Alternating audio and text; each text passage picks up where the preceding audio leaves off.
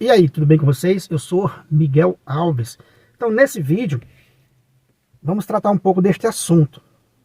Eu fico, admirado com o que o protestantismo faz com as pessoas, e elas estão ali confortadas e não percebem.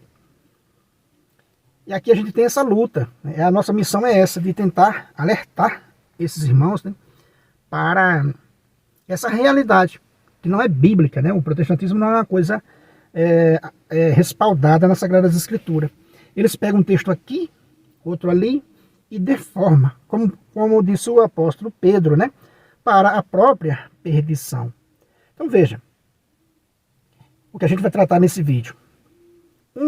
Uma pessoa vinda aí do protestantismo, eu não sei se ele ainda é protestante ou se saiu do protestantismo, pelo que eu entendi dos comentários é isso. Ele era protestante e agora não frequenta nenhuma igreja. E ele se utiliza de um texto bíblico para respaldar a sua tese. Eu acho que é o famoso desigrejado, Então ele se utiliza de um texto bíblico para dizer que não precisa de ir mais congregar. Mas veja, tudo começa com aquilo que a gente tem falado, com aquele rodízio nas denominações protestantes, que a pessoa vai passando. Vai sendo decepcionada, vai pulando de galho em galho, às vezes funda a própria igreja, a igreja fale. Então veja, então a pessoa vai fazendo essa bagunça espiritual, na sua vida. E o resultado é isso aí. Depois você foi decepcionado, lá no protestantismo. Acontece também de você ser decepcionado na igreja católica, é lógico. Mas muito mais quando você faz esse rodízio no protestantismo. A gente tem visto testemunho. A pessoa é decepcionada nas denominações e acaba esfriando da fé. Aí quando encontra um texto bíblico, esse, por exemplo, de Hebreus 8, quando encontra um texto bíblico desse, aí a pessoa interpreta que está dispensada de congregar, está dispensada de ir na igreja. Olha só que absurdo. É o fundo do poço espiritual. Veja, a pessoa se utiliza de Hebreus, por exemplo, 8. Vamos ler aqui a partir do versículo 10, Vamos ler um textinho aqui para você ver. A pessoa se utiliza de um texto desse para imaginar que foi dispensada de congregar, de ir na assembleia, de congregar junto com os irmãos, para receber o pão da palavra e o pão eucarístico. Então veja, diz o texto assim, de Hebreus 8, versículo 10. Eis a aliança que farei com o povo de Israel. Depois daqueles dias, diz o Senhor, porei minha lei em sua mente, e as gravarei no seu coração, e serei o seu Deus, e eles serão o meu povo. Ninguém mais precisará ensinar o seu próximo, nem o seu irmão, dizendo, conhece o Senhor?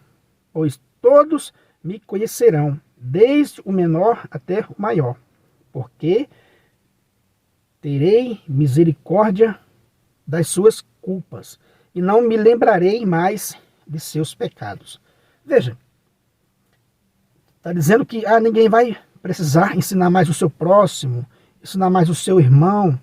Mas veja, em nenhum momento do texto, confira aí nas suas Sagradas Escrituras, Hebreus 8, versículo 10, em nenhum momento dispensa você de ir frequentar a igreja.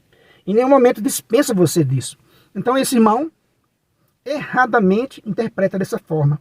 Olha, não precisa mais ninguém me ensinar, não precisa mais ninguém me ensinar, então eu não preciso mais ir na igreja. Criatura, com todo respeito, não se trata disso. O texto não está dispensando você de frequentar a igreja, mas de modo nenhum. Mas de modo nenhum. Porque é na igreja que você leva seu filho para batizar, é na igreja que você recebe os sacramentos, é na igreja que você vai receber o pão eucarístico. tão necessário para a nossa salvação, como está lá em João 6, né? Quem não comer da carne do Filho do Homem não terá a vida eterna. Ou seja, como é que eu pego um texto desse, sozinho na minha casa, crendo estar unido a Deus, separado de sua igreja? Veja, esse texto não está dispensando ninguém de frequentar, de congregar na única igreja que Cristo fundou. Da mesma forma, meus irmãos, é usado também João 4, onde Jesus Cristo disse para aquela mulher: chegará a hora, né, que os verdadeiros adoradores adorarão em espírito e em verdade. Também esse texto não está dispensando ninguém de congregar. Não está dizendo que não é para você ir à igreja, porque agora você adora o Senhor em espírito e em verdade, então não precisa mais eu ir à igreja. De forma nenhuma, Cristo está ensinando isso.